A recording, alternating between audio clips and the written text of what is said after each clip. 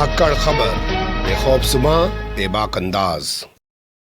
धाकड़ खबर के न्यूज़ से मैं आपके साथ हूं अकरम रईस खान। मैं आईना हूं, दिखाऊंगा दाग चेहरों के।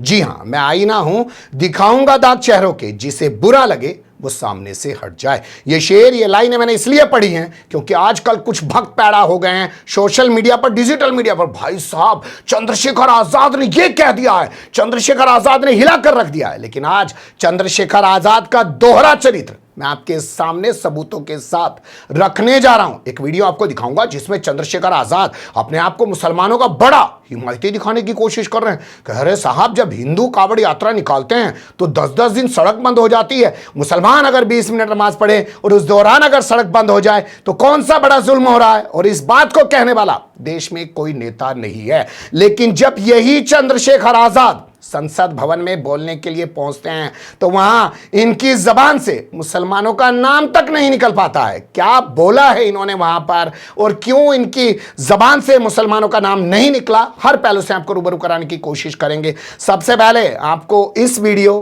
को देख और सुन लेना चाहिए। मुझे इस बात कहने में कभी कोई हर्ज नहीं होगा। अर्पित भाई, याद रखना मेरी बात को। आज कह रहा हूं, ये जल है जल। मैं अपनी बात से फिर नहीं सकता हूं। मैंने ये बात पूछी नेशनल मीडिया पे। अगर आप में से कुछ इतने लोग बैठे अपने किसी नेता से पूछे, पुराण नहीं, किसी हैसियत का हो, अगर उसके अंदर हिम्मत हो तो सवाल मुझसे दिखाए जो मैंने पूछा। भाई, हिंदू धर्म की आस्था का, देश सबकी धर्मों की आस्था का सम्मान करता है। हिंदू धर्म की आस्था है, 10 दिन कावड़ चलता है, सारे होटल बंद होते हैं, अस्पताल बंद होते हैं। कई बार ऐसा हो कि अस्पताल जाना होता है लेकिन उनका साथ जा नहीं सकते, कोई और को जाते हैं, परेशान होते हैं। लेकिन क्योंकि उनकी आस्था को ठेस ना पहुंचे और उनकी धर्म में कोई बुरा ना, तो लोग सहते हैं उसको, सहते नहीं सहते। लेकिन 20 मिनट अगर ईद वाले दिन नमाज हो रही है तो कह रहे होने नहीं देंगे, ये वहीं पढ़ो, ये वहीं पढ़ो। आप मुझे बताओ, ये सामूहिक होती है, ईदगाह पे होती है, तो सब लोग इकट्ठा होते हैं, तो कह रहे नहीं करने नहीं देंगे, करने नहीं देंगे, ये हो जाएगा वो हो जाएगा। तो क्यों, ये क्या देश एक ही धर्म का है? क्या दूसरे धर्म के लोगों की इज्जत नहीं है? बिल्कुल है। क्या उनका सम्मान है? उनकी कोई इज्जत नहीं है? क्या उनका कोई आस्था नहीं है? तो सब नहीं जानते ये बात गलत है, लेकिन किसी की हिम्मत नहीं है। किसी को बुरी लगी, हिंदू धर्म के किसी व्यक्ति को बुरी लगी ये बात, अगर 20 मिनट उनकी नमाज के लिए व्यवस्था हो जाए, 20 मिनट को अगर रास्ता बदल जाए, किसी को बुरा लगेगा। और अगर कोई कहता हो हिंदू धर्म को मानने वाला व्यक्ति कि भाई मैं इससे सहमत नहीं, तो वो भी अपने धर्म के साथ नहीं है।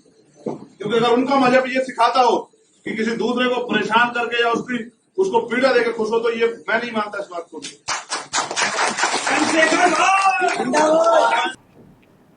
सुन लिया आपने, ये साहब अपने लोकसभा क्षेत्र में हैं, नजीबाबाद के अंदर। इनका लोकसभा क्षेत्र आप जानते हैं नगीना है। मुसलमानों का 50% से ज्यादा वोट है, दलितों ने वोट दिया और यहां पर ये जीत गए हैं, यानी मुसलमानों के कंधे पर सवार होकर पहुंचे हैं। और ये कोई पहला बार नहीं हुआ। देश के इतिहास में पिछले 35 साल का ग्राफ जो है इतिहास खंगालें तो आप पाएंगे लालू प्रसाद यादव हो, मुलायम सिंह यादव हो, मायावती हो, तमाम जितने ने, ये देखिए ना, जो अभी बीजेपी के साथ चला गया जयंत चौधरी चरण सिंह का पोता जी, अजीत सिंह चौधरी का बेटा जी, जयंत चौधरी जी। कुछ औकात बची थी 2017 के चुनाव में, इस बार मुसलमान उसके साथ आए, 2022 में उसके 8 विधायक जीत के आए और अब वो बीजेपी के साथ चला गया। खत्म हो गया था मुजफ्फरनगर दंगों के बाद। यानी कि मुसलमानों के कंधों पर सवार होकर ये लोग पहुंचते हैं और सिर्फ अपने हित साधने का काम करते हैं। क्यों कह रहा हूं मैं, ऐसा एक एक क्लिप आपके सामने रखने की कोशिश करूंगा, लेकिन उससे पहले ये स्क्रीनशॉट देखिए।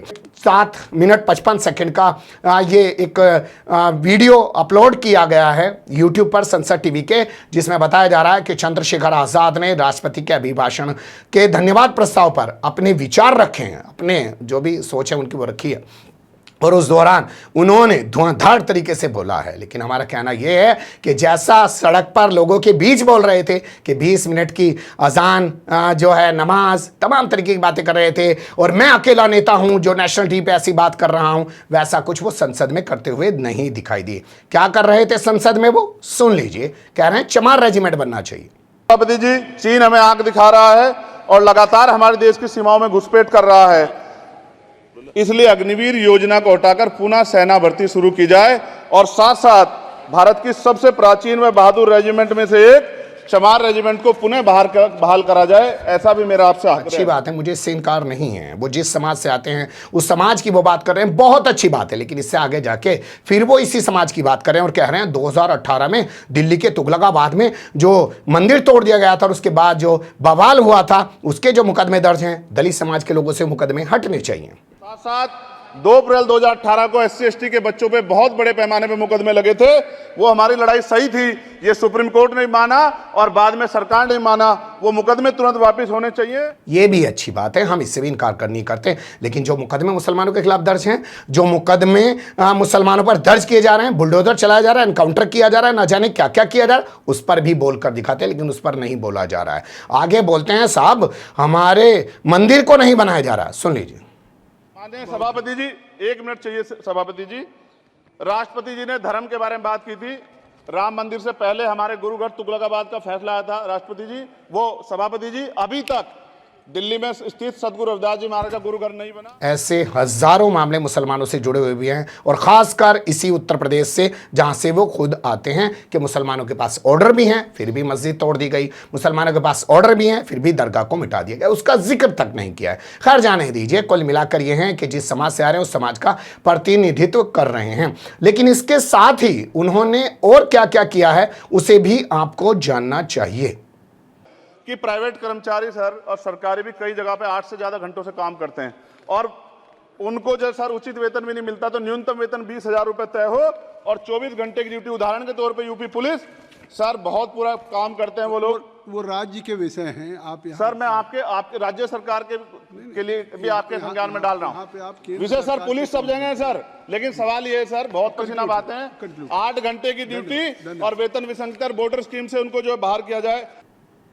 सुना आपने, साहब को पुलिस की भी याद आ गई है। अब आप कह सकते हैं कि पुलिस का जिक्र क्यों किया चंद्रशेखर आजाद। 18 मुकदमे दर्ज हैं, किसी ना किसी मुकदमे में पता चला पुलिस ने सजा करा दी और 2 साल से ज्यादा की सजा हो गई, चली गई लोकसभा, निकल गया सारी हैकड़ी। तो कुल मिलाकर यह पुलिस के लिए भी ये यहां पर इन्होंने राजनीति करने की कोशिश की। हालांकि जो स्पीकर बैठे हुए हैं वो कह रहे हैं भैया पुलिस तो स्टेट का मामला है, तुम ये केंद्र सरकार से पुलिस की क्यों बात कर रहे हो। लेकिन फिर भी क्योंकि पुलिस को चमकाना है, इनके चेले चपाटे बयान निकालेंगे, वायरल करेंगे। अब इसके बाद बात करते हैं कि क्या इन्होंने बिल्कुल मुसलमानों का जिक्र नहीं किया। नहीं साहब, महिला सम्मान, नारी उत्पीड़न की बात करते हुए इन्होंने कहा कि दलित और मुस्लिम महिलाओं के साथ रोजाना ये होता है।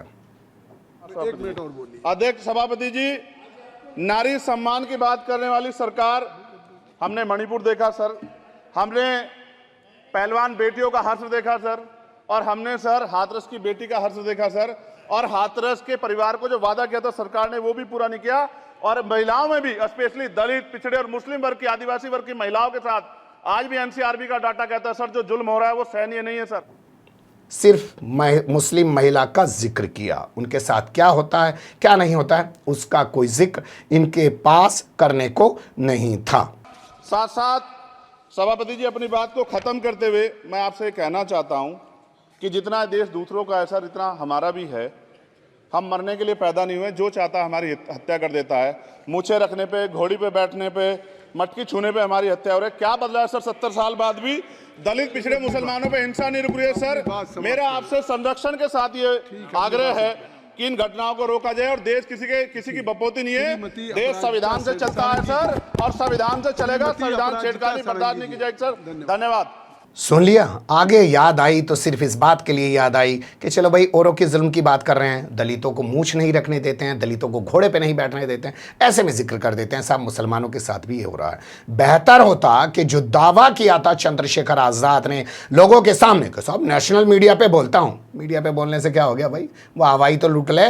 संसद भवन में जहां रिकॉर्ड में ये बात दर्ज की जाती कि चंद्रशेखर आजाद ने, जैसे असदुद्दीन ओवैसी ने मुसलमानों की बात की, वैसे चंद्रशेखर आजाद ने भी खुलकर मुसलमानों के हक में आवाज उठाई तो बेहतर होता। अभी भी मौका है, 5 साल पड़े हैं, देखना दिलचस्प होगा कि चंद्रशेखर आजाद का यही रवैया रहता है कि मुसलमानों के लिए बाहर तो बोलेंगे और संसद में आवाज तक नहीं उठा पाएंगे, जबान तक ढंग से नहीं हिला पाएंगे। आपकी जो भी राय हो ना, बेबाक ढंग से दीजिएगा, क्योंकि चंद्रशेखर आजाद के भी भक्तों की कमी ना जी।